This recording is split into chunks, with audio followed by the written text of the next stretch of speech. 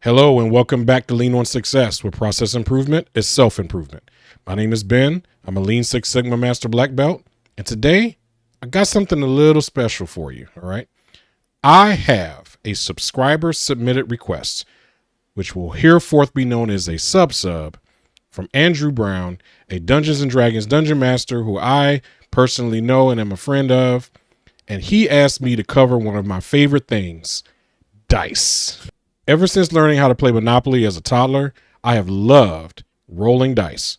From Settlers of Catan to D&D to Yahtzee. If there's dice, I'm all in.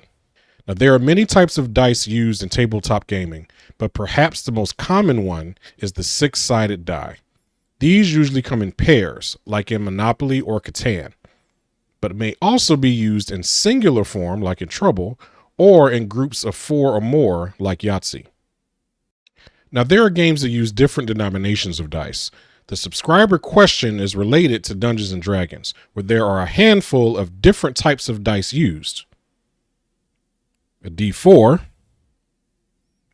a D6, a D8, a D10, a D12, and, as you can see behind me, a D20.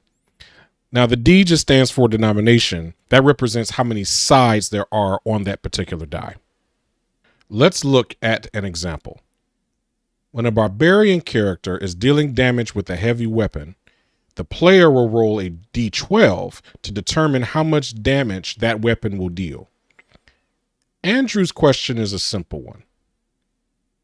Which is better? Rolling 2d6, which means two six-sided dice, or 1d12? Now, in order to answer this question, we need to digest some pie. And by that, I mean we need to digest some data in pie charts. Dang it, now I'm hungry. This chart represents the odds of rolling each number on a d12.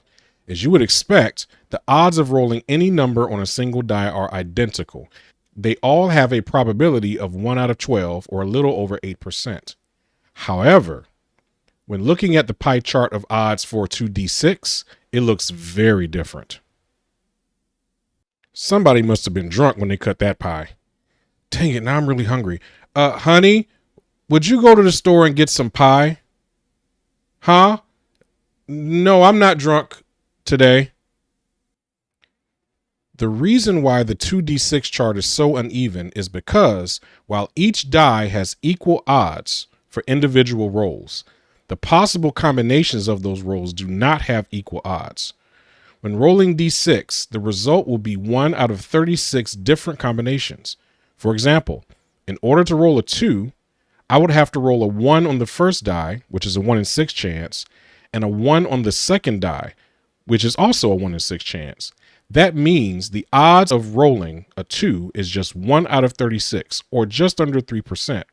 Coincidentally, the odds of rolling a 12 are exactly the same, because you can only get 12 if you roll 2 6s in a row. So if the odds of rolling a 12 on a 2d6 are less than 3%, and the odds of rolling a 12 on a d12 are more than 8%, then d12 is definitely preferred if you're trying to get a 12. That means d12 wins this argument, right? Not so fast, my friend. Let's take another look at those pie charts. Let's focus in on the low numbers, 1, 2, and 3. As you can see on the D12 pie chart, there is a 25% chance that you will roll a 1, 2, or 3 on any given roll. However, on the 2d6 pie chart, you will see that your odds are much lower.